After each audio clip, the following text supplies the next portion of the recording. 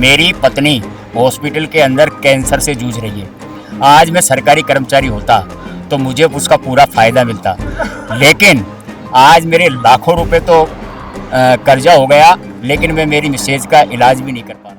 नमस्कार, बहुत स्वागत है आपका हमारा समाचार में और मैं हूं आपके साथ दिव्या शेखावत। देखिए, एक नारा मैं अभी बड़ी जोर से इनके मुंह से सुन रही थी कि बाबा है तो बाबा है तो मुमकिन है। बाबा यानी कि डॉक्टर किरोड़ी लाल मीणा के आवाज पर बहुत सारे लोग आज इकट्ठा हुए हैं। एक बार तो पहले मैं इन्हीं से पूछूंगी कि क्या वजह रही जो आज ये लोग यहाँ पर इकट्ठा हुए, क्योंकि बड़ी जोर जोर से नारे लगाए जा रहे हैं कि बाबा है तो मुमकिन है। और राजस्थान का एक ही लाल, किरोड़ी लाल, कृषि मंत्री है डॉक्टर किरोड़ी लाल मीणा। लेकिन उससे पहले मैं भैया को कहूंगी, जरा एक बार इन लोगों के चेहरे और वो बैनर दिखाइए, वो तख्ती दिखाइए जो इनके हाथों में है।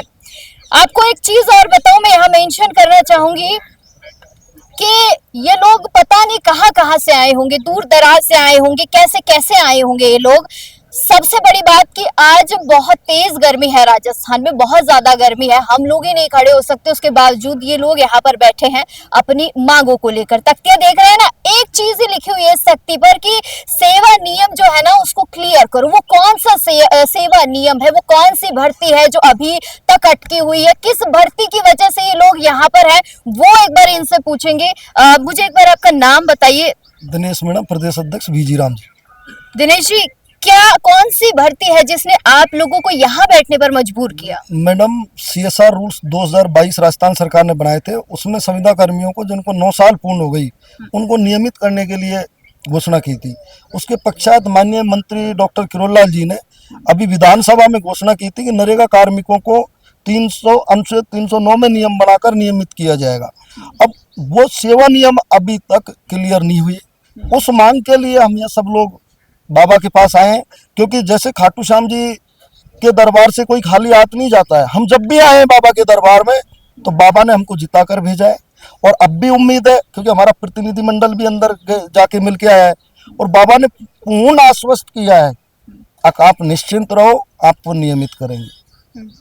तो इन्होंने बहुत एक अच्छी बात कही है कि जिस तरीके से श्याम बाबा के लोग जाते हैं अपनी मन्नत मुराद लेकर कि बाबा के जाएंगे तो बाबा हमारी झोली भर देंगे। और यहाँ भी उस बाबा के पास आए हैं जो राजस्थान के बाबा। जरा दिखाइए पीछे करके एक बार, ये वो स्थान है जहाँ पर ये लोग आए हैं। खैर, ये श्याम बाबा का दरबार तो नहीं मैं कहूंगी, लेकिन ये किरोड़ी लाल जी का दरबार है। और मैं भी अक्सर सुनती हूँ कि जो किरोड़ी लाल के दर पे आ गया ना, वो जरूर यहाँ से कुछ ना कुछ लेकर जाएगा। और आप इन सभी के चेहरे देख लीजिए, और कई सारे तो ऐसे लोग हैं जिनकी मैं वाकई में कहूँ ना तो रिटायरमेंट की उम्र हो चली है। अब आप समझिए, जिस व्यक्ति की रिटायरमेंट की उम्र हो रखी है, आप उसे तब नियमित करेंगे या उसके को तब वो लाभ देंगे जब उसे जरूरत थी, तब नहीं दिया। अब उसको क्या जरूरत है? लेकिन बहुत सारे ऐसे लोग हैं जिन्हें जो नए भर्ती हुए शायद उन्हें इस लाभ की जरूरत है। और कुछ तो ऐसे नौजवान हैं जब इन्हें देखते हैं तो उन्हें भी लगता होगा कि भाई जब इनका ही कुछ नहीं हो रहा तो हम क्या करें। सरकार देखिए हमेशा बड़े बड़े दावे करती, बड़ी बड़ी बातें करती। क्यों सर, सही कह रही हूँ? बड़े बड़े बातें, दावे, बड़ी बड़ी बातें। दावे तो ऐसे करती है सरकार, ऐसे सपने दिखाती है कि सबके ख्वाब पूरे होंगे, लेकिन वो खोखले एक तरह से झुंझुना पकड़ा देते हैं, बजाते रहो, बैठे बजाते रहो। यही हुआ कि लास्ट में गहलोत जी जाते जाते ये CSR रूल्स बना गए, अब नियमित करेंगे, आज तक नियमित नहीं हुए। अब बीजेपी सरकार में भी 2.5 साल निकल गए, लेकिन अभी तक वो जो प्रोग्रेस होनी थी वो नहीं हो पाई। वो तो धन्यो हमारे विभाग के ग्रामीण विकास के मंत्री डॉक्टर किरोड़ी लाल जी बन गए, इसलिए आज थी, नहीं तो हम भी घर बैठ जाते। आज छोड़ गए। आज मेरे बच्चे हैं, मेरे जो 7 वालों के बच्चे हैं, वो स्कूलों में फीस नहीं भर पा रहे, इतनी कम सैलरी मिल रही है। रिटायर्ड हो गए, जो हॉस्पिटल में एडमिट है, अभी एक भाई बता रहा था कि मेरी घरवाली को कैंसर हो गया, वो एडमिट है, पैसे नहीं है उनके पास। इस दर दर की ठोकरों में हम खा रहे हैं। मैं बहुत बार आपको खबरें दिखाती हूँ, बहुत बार मैं शहीद स्मारक पर भी आपको लोगों से मिलवाती हूँ। वो कहते हैं कि मैडम तनख्वाह इतनी से मिलती है, 7, 8, 9, 10, 12 हज़ार रुपए में तनख्वाह मिलती है। अब उस तनख्वाह से कैसे घर चले? क्योंकि मैं हमेशा कहती हूँ भैया आजकल तो दूध भी 60 रुपए लीटर हो रखा है। अब जो 2-2.5 हज़ार का दूध खरीदेगा, 2-2.5 हज़ार कोई कमरा किराए पे लेकर रह रहा है, उसका किराया चले जाएगा। या सब्जियां इतनी महंगी हो गई, बेचारा कोई 2-2.5 हज़ार की सब्जी ले लेगा, बचे 2-4 हज़ार रुपए, उसमें घर खर्चा नहीं चलता। खैर, सरकार को सुनना चाहिए। लोगों से भी एक बार मैं बात करूंगी, उनसे भी जानेंगे कि कौन कहां से आया है और क्या जो है आज किरोड़ी बाबा से उम्मीदें हैं। कहां से आए आप लोग? सवाई माधोपुर से। सवाई माधोपुर से। तो आप तो बगल के हैं। बाबा से क्या जो है मांग है, बाबा क्या करेंगे आप लोगों के लिए? बाबा हमको परमानेंट करवाने के लिए कोशिश कर रहे हैं और मैं बाबा से निवेदन करता हूं कि जल्दी से जल्दी हमारे सेवा नियम क्लियर करवा करके हमको परमानेंट करवाए और हमको नियमित नियुक्ति दिलाए। तो सुनिए बाबा जी, आप ही से जो है मैं कई बार देखती हूँ कि बहुत सारे लोग आते हैं कि किरोड़ी लाल जी के पास चलेंगे और तो कोई सुने नहीं सुने, लेकिन किरोड़ी लाल जी सुनेंगे। कहाँ से आप लोग, कहाँ से आए, कहाँ से आए? झालावाड़ जिले से आया हूँ। इतनी गर्मी में आप झालावाड़ से आए हैं? पंचायत समिति अकलेरा में ग्राम पंचायत लास्ट से रोजगार सहायक हूँ। रोजगार सहायक। और आप सोचिए कितनी भयंकर गर्मी हो रखी है, लोग आए। क्या लगता है किरोड़ी लाल जी आपकी मदद करेंगे?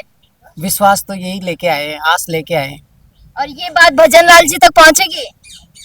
हाँ, पहुँचनी चाहिए। पहुंचनी चाहिए, क्योंकि कल 5 ना बांध का भी जो मैटर चल रहा था उसे भी बाबा ने सुलझा ही लिया है अपनी सूझबूझ से। तो क्या पता आज मैं भी ये चाहूंगी कि देखिए कोई परेशान नहीं हो, किसी को यहाँ नहीं बैठना पड़े। आप कहाँ से हैं अंकल? कहाँ से आए? हम भी झालावाड़ से। झालावाड़ से? झालावाड़ से। क्या कहेंगे कि किरोड़ी लाल जी आपकी बात सुनेंगे? सुनेंगे। आशा है हमें पूर्ण के परमानेंट करवाएंगे। परमानेंट करवाएंगे बिल्कुल। एक बात बताइए, आपकी उम्र कितनी है? 55 वर्ष। 55 वर्ष। और रिटायरमेंट कितने में हो जाता है? 5 वर्ष और बचे हैं हमारे। 5 साल और बचे। हाँ, अच्छा, बिल्कुल। अगर आप परमानेंट आप हो जाएंगे तो क्या करेंगे? वो पेंशन मिल जाएगी हमें, तो शांति से वो लास्ट टाइम कट जाएगा। ये है। बच्चे कितने हैं आपके? बच्चे 3 है हमारे। बच्चे कभी कहते नहीं है पिताजी आप अब तक परमानेंट नहीं हुए? नहीं, कहते तो है ना। हाँ। पर हम कहते ही आ रहे हैं उनसे कि करेगी सरकार करेगी। अरे प्लीज कर दो, अब तो अंकल के 5 साल रह गए हैं। क्योंकि आप समझिए, जिस आदमी ने पूरी उम्र काम किया हो, ये हंसने की बात नहीं, मैं सच कह रही हूँ आप लोगों को। क्योंकि जिस आदमी के 5 साल रहे हो, 55 वर्ष की उम्र है इनकी, और 55 साल में कितने साल तो इन्होंने काम में बिता दिए। बच्चे बड़े बड़े हो गए, ब्याह शादी की उम्र हो गई, अब जाके क्या मतलब है परमानेंट करने का, बताइए। आज हमें 19 साल हो गए, मैं एक रोजगार सहायक के पद पर कार्य कर रहा हूँ। मेरी पत्नी हॉस्पिटल के अंदर कैंसर से जूझ रही है। आज मैं सरकारी कर्मचारी होता तो मुझे उसका पूरा फायदा मिलता, लेकिन आज मेरे लाखों रुपए तो कर्जा हो गया, लेकिन मैं मेरी मिसेज का इलाज भी नहीं कर पा रहा हूँ। आज मैं सरकारी कर्मचारी होता तो पूरा उसका इलाज सरकार के द्वारा करवाया जाता। शर्म आनी चाहिए कि 19-20 साल नौकरी करने के बावजूद भी हम सब नरेगा कार्मिकों की ऐसी दुर्दशा इस सरकार ने कर रखी है। 2022 में इसी सरकार ने सेवा नियम बनाए थे, परमानेंट करने के लिए रूल्स बनाए थे और एसओपी जारी की थी सरकार ने कि इनको सितंबर 2024 तक हर हालत में नियुक्ति दे देंगे। सरकार ही सरकार के आदेशों की पालना नहीं कर रही है और हमसे एक छोटा सा भी आदेश निकालते हैं तो उसकी पालना नहीं करते हैं, तो हमें नौकरी से निकालने की धमकी देते हैं हमारे अधिकारी कर्मचारी। इसलिए मैं सरकार से अपील करूंगा कि हमें जल्दी से जल्दी परमानेंट करें। और हमारे मंत्री डॉक्टर किरोड़ी लाल मीणा है, इनसे हमें पूरी आस ही नहीं पूरा विश्वास है और इन्होंने हमें विश्वास भी दिलाया कि एक दिन हम आपको परमानेंट करके रहेंगे। तो बाबा है तो मुमकिन है, हमें पूरा विश्वास है, इसलिए उसके दर पर हम यहाँ पर आए हुए हैं। और मैं सरकार, हमारे मुख्यमंत्री भजन लाल जी से भी निवेदन करूंगा कि आपने हर साल 4 लाख नौकरी देने का वादा किया था, लेकिन अभी तक 1 लाख नौकरी भी नहीं दे पाए। आप 2.5 साल हो गए, तो जल्दी से जल्दी हमारे जितने भी संविदा कार्मिक हैं उनको इस 2022 के नियम के तहत परमानेंट किया जाए। जय हिंद, जय भारत, वंदे मातरम। बहुत तो बड़ी बात इन्होंने कही कि इनकी जो पत्नी है वो कैंसर पेशेंट है। अब आपको मैं एक चीज बताऊं, किसी के जब कैंसर हो जाता है ना तो लाखों का खर्च आता है, कीमोथेरेपी होती है, थेरेपीज होती है। इस चीज को मैं बहुत अच्छे से समझती हूँ। एक बेचारा 10, 12, 15 हजार रुपए कमाने वाला व्यक्ति कैसे अपनी पत्नी का इलाज कराए? खुदा न खास्ता उनको कुछ हो जाए तो पीछे कौन है देख रेख करने वाला? ना तो भाई कोई मंत्री किसी का घर चलाता है, ना ही कोई नेता किसी के घर पे जो है मैं कहूंगी कि आटा चावल दाल देने आएगा, कोई नहीं आता। ये बहुत बड़ी विडंबना है हमारे राजस्थान की कि हर दिन हर व्यक्ति परेशान हो रहा है। कोई नियमितीकरण को लेकर है, कोई नौकरी को लेकर है, कोई बेरोजगारी को लेकर परेशान है, कहीं कुछ और ये हर दिन की घटना हो गई है। आप एक महिला है, मैं महिलाओं से भी जानना चाहती हूँ क्योंकि घर तो गृहिणी ही चलाती है। आप बताइए कि आपकी उम्र क्या है, मुझे एक बार ये बताइए। मैडम मेरी उम्र 57 साल है। 57 साल। रिटायरमेंट में 3 साल बाकी है। और आज तक सरकार नियमित नहीं कर रही है। बताओ इससे ज्यादा दुख क्या होगा मेरे लिए। आपने नौकरी को कितने साल दे दिए? मैंने नौकरी को 16 साल दी थी। 16 साल में अभी तक इन्होंने पक्का नहीं किया। बिल्कुल नहीं किया। एक आस के पीछे बैठे आज, अब तो बच्चे ही पूछने लग गए मम्मी तू रिटायरमेंट होने वाली है और अजय तक तन परमानेंट नहीं कर रही है सरकार। तो बताओ इस सरकार का क्या करे। हमें तो एक ही उम्मीद है बाबा जी से, मंत्री जी से, कि ये हमारी सुन ले और हमको परमानेंट कर दे। इनको बहुत बहुत धन्यवाद रहेगा। और इसी आस से हम यहाँ इकट्ठे हुए हैं कि बाबा हमारी जरूर सुनेंगे। आज करे, अर्जेंट करे, हमें परमानेंट करे। कितनी अच्छी बात है कि आज करे, अर्जेंट करे, हमें परमानेंट करे। प्लीज बाबा जी, मैं भी यही कहूंगी कि जनता बहुत परेशान हो रखी है और आपको नहीं, बिल्कुल कोशिश करेंगे क्योंकि भाई दर पे ही आप पहुंचे। अब तो पीछे भी कुछ लोग हैं, मैं एक आधे लोगों से जरूर बात करूंगी। इनसे पूछेंगे कि आज ये सभी लोग बाबा के दर पे आए हैं तो क्या इनकी आवाज आज बाबा तक पहुंचेगी। कहाँ से आए आप लोग, कहाँ से आए? झालावाड़ से आई। क्या कहेंगे किरोड़ी लाल जी को? हमारा जो मांग है वो पूरी करने निमित्त करनी है। मांग पूरी करें। हाँ, तो किरोड़ी लाल जी से उम्मीद है कि मांग हमारी पूरी करे। बोलेंगे आप कहाँ से आए? हम झालावाड़ से मैडम। झालावाड़ से। जी। मेरे को देखे देखे क्यों लग रहे हैं आप? आपको देख करें। अच्छा, क्या क्या कहेंगे किरोड़ी लाल जी को? बाबा से ही निवेदन करेंगे कि हम 2006 से काम कर रहे हैं। 18 साल 19 साल हो गए हमारे को। हमारी उम्र भी 57 साल हो गई। अब क्या बचा है? हमारे बच्चे भी नौकरी लगने में है, वो परमानेंट नौकरी लगे, हम अभी तक सुविधा पे। तो बाबा से ही निवेदन करेंगे। परमानेंट हो जाएंगे उससे पहले। हाँ, तो 2-3 साल बच रहे हैं तो बाबा के आशीर्वाद हो जाए तुम्हारी जिंदगी निकल जाएगी अच्छी। नहीं तो कुछ है ही नहीं। 16,000 तनख्वाह मिल रही है और जबकि 2006 से काम कर रहे हैं। बीटेक की डिग्री है, 99 की डिग्री है हमारी। ये वगैरह भी कटता है इसमें? कुछ नहीं कटता है, कुछ भी नहीं कटता है।